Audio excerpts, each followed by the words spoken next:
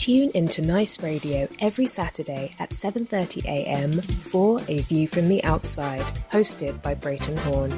A View from the Outside takes a look at key issues affecting St Vincent and the Grenadines and gives a global perspective on how these issues are viewed. Host Brereton Horne will examine a variety of topics to enlighten, stimulate debate, and explore solutions. Hear the facts, hear the real-life stories, hear A View from the Outside. Join Brereton Horne at 7:30 a.m. every Saturday on Nice Radio for A View from the Outside. This society needs a spectacle. It might help us to see some people. On A View from the Outside this week being the 3rd of October 2020, we look at stagnation, S-T-A-G-N-A-T-I-O-N, stagnation, with the view being that St Vincent and the Grenadines is currently in a state of stagnation, and as a consequence, the people are made to bear the brunt of it. The Oxford Dictionary defines stagnation as the fact of no longer developing or making progress. For example, political, social, or economic stagnation. And it also states that stagnation is the fact of not moving and therefore smelling unpleasant. For example, water stagnation. We, on A View from the Outside, share the view with many that St Vincent and the Grenadines is in a siege of political, social, and economic stagnation. The country is literally at a standstill. There is little or no real progress which benefits Vincentians. This stagnation is no doubt caused by the mismanagement and, in some cases, the lack of management and leadership by the ULP regime, which currently occupies government in the country. Politically, the regime in St Vincent and the Grenadines has been touting the same message for the past 19 years. The leader of the regime, in all his vainglory, continues to use words which many say are designed to fool Vincentians and the wider world into thinking that real progress is being made in the country. From March 2001, when they came into power, up until as recent as Wednesday the 30th of September 2020, the head of the regime has been saying the following. He says, and I quote, "The vision of the regime is people-centered, founded on democracy," unquote. Yet, multiple stories abound of many people, and by extension their families, who are victimized and suffer at the hands of the regime because it is known or perceived that they are not supporters of the regime.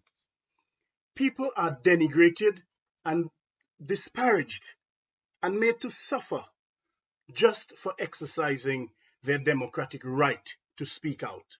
It is worth noting here that the courts have been extremely critical of the regime for using the laws of the country to browbeat the people who try to assert their democratic rights.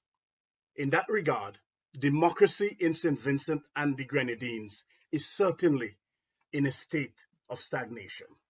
Another thing which the head of the regime says is that, and I quote, "There's a quest to build a modern, competitive, many-sided post-colonial economy which is at once national, regional, and global," unquote.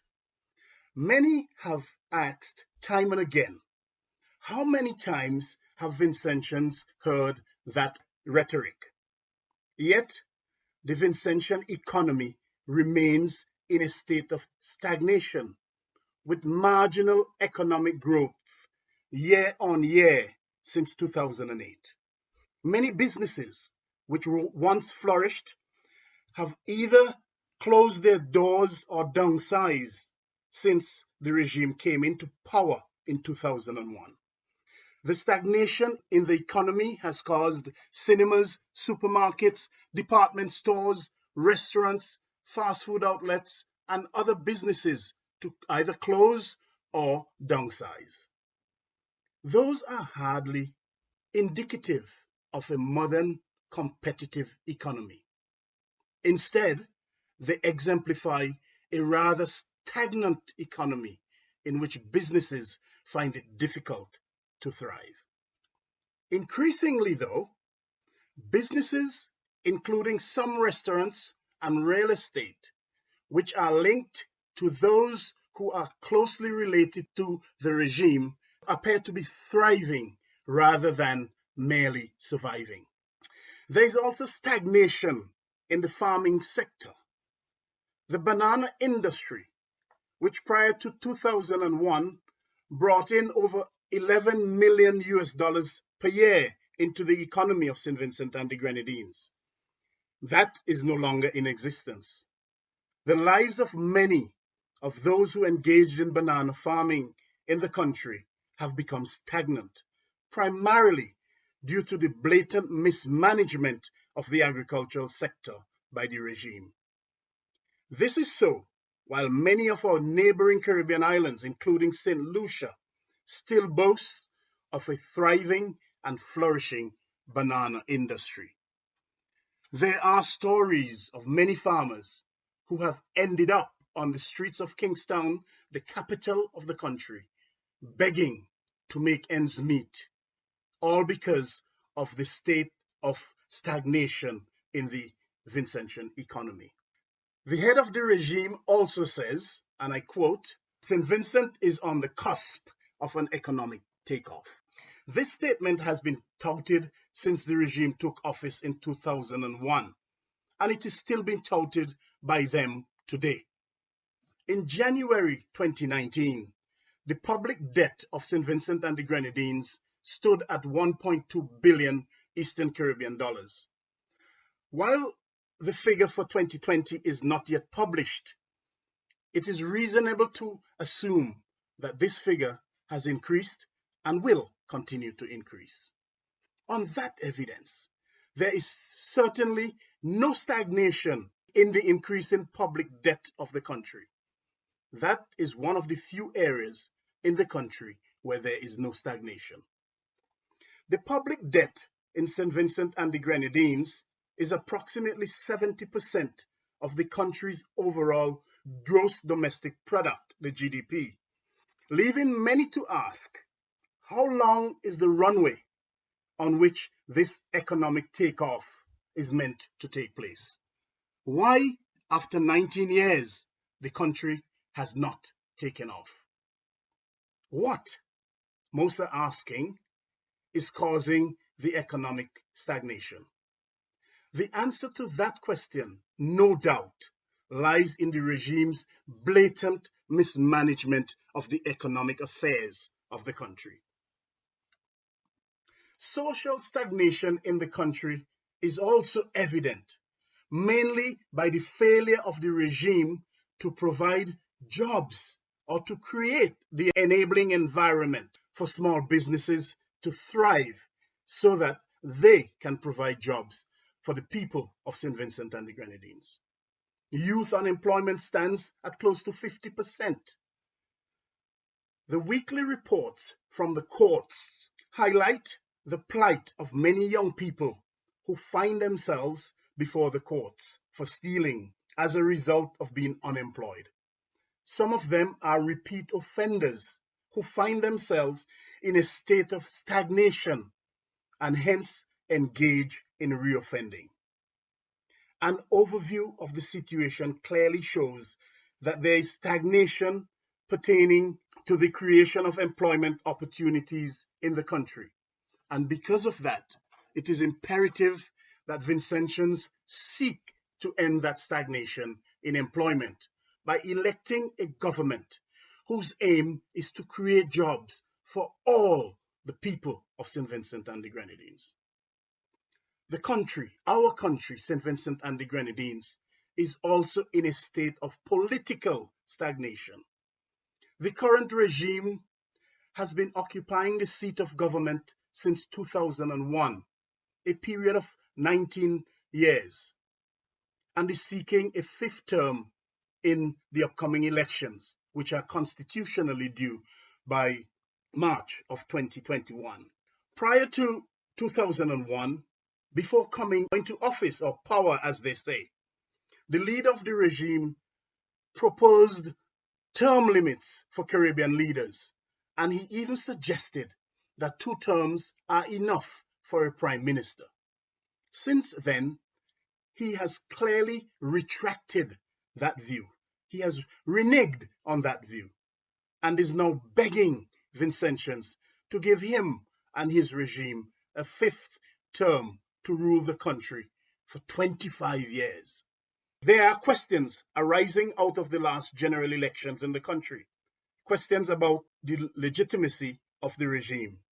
Election petitions are currently before the Court of Appeal. Petitions which are meant to determine the very legitimacy of the 2015 general elections. Those petitions are in a state of stagnation. Many have said that such political stagnation in the country, it's tantamount to holding the country hostage and holding the country at ransom.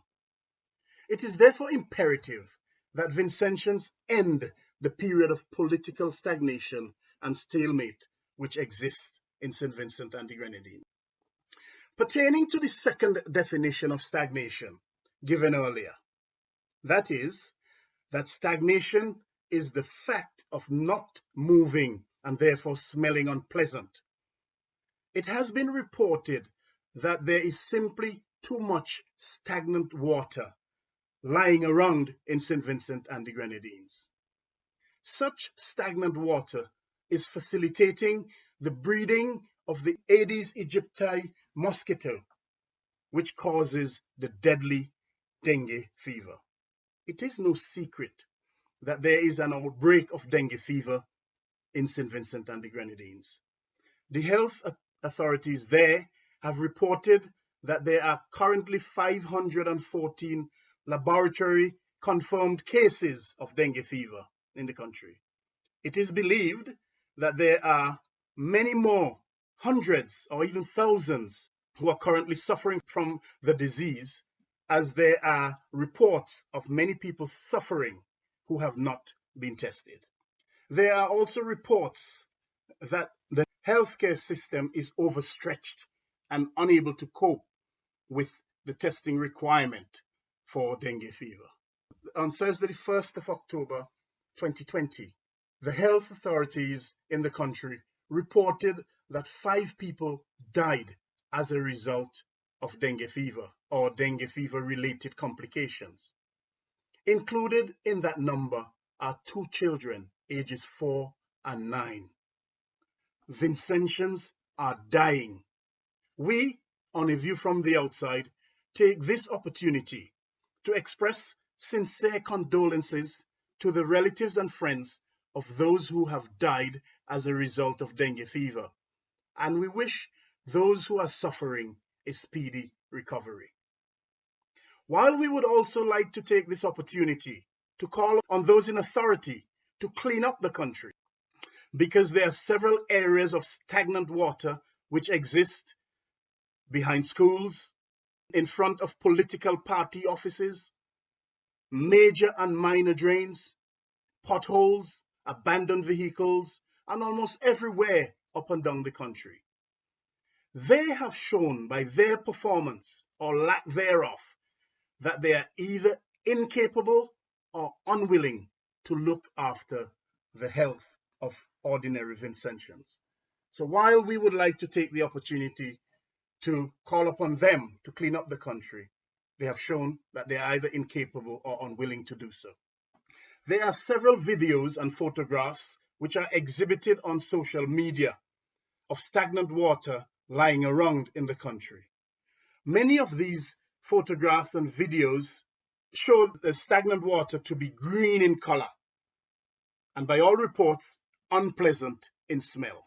Again, we can only hope that the regime takes the opportunity to clean up the mess and the stench in order to help save lives in St. Vincent and the Grenadines. Due to their failure We also take the opportunity to encourage our fellow Vincentians up and down the country to try as much as possible to keep drains on your properties clean and get rid of any stagnant water which is on your property. Turn over and dispose of receptacles which may hold or contain water. Cover drums and water tanks with cheesecloth, netting, or fine wire, and place small fish in drums or water tanks used to store water. Get rid of the stagnation. We also encourage everyone to monitor your own condition and to attend a doctor as soon as possible if you notice any symptoms of the disease. Get help. Dengue fever kills. With dengue fever wreaking havoc in the country, it is worth noting that Joseph Conrad, the renowned Polish-British novelist, is noted to have said, quote, "There is a weird power in the spoken word," unquote. Reference is made to Joseph Conrad because just a few months ago, when COVID-19 was at its peak and wreaking havoc throughout the world, the head of the regime in St Vincent and the Grenadines, on a party political program, requested a song by Papa Michigan and General Smiley entitled "Diseases," in which a famous line is, "Jah lick them with diseases." He, the leader or the head of the regime, mockingly sang along to the words of the song and even inserted the word "coviditis" into the list of diseases which the artist named in the song. The actions were in direct relation to the fight against the COVID-19 pandemic, which is still unabated and wreaking havoc around the world. It is rather ironic and frightening, to say the least, that a few months after the head of the regime mockingly and crassly begged Jah to kill them with diseases, that many in St. Vincent and the Grenadines are now suffering and dying with life-threatening diseases. Such irresponsible behavior by the head of the regime is just another example in the catalogue that St. Vincent and the Grenadines is in a state of total stagnation, economically, socially, and politically. Many Vincentians now find themselves at the mercy of a disease caused by mosquitoes which breed in stagnant water. In the upcoming general elections, we here on A View from the Outside encourage our fellow Vincentians to seize the opportunity to rid the country and its people of all the forms of stagnation which the regime has our country in for almost 2 decades now. We urge you all to ensure that you register to vote and that you go out and vote in order to end the stagnation, and that such stagnation no longer reigns in St. Vincent and the Grenadines. In the meantime, bear in mind the words of Frederick Douglass, a man who survived the harshest brutalities of slavery and went on to become one of the fiercest advocates for the abolition of slavery. He said, I quote, "Inaction is followed by stagnation. Stagnation is followed by pestilence, and pestilence is followed by death." Randy and all the listeners, until next week, this is Brereton Horne with A View from the Outside, with a reminder to send your feedback as usual to A View from the Outside. We also invite you to visit and like our Facebook page at A View from the Outside, and also visit and subscribe to our YouTube channel at JMB Horne. Randy, you have a pleasant Saturday. You and everyone have a wonderful Sunday and have a productive week ahead, with everyone taking all the necessary steps to rid the country of the stagnation which envelops the land. All the best to you, Randy.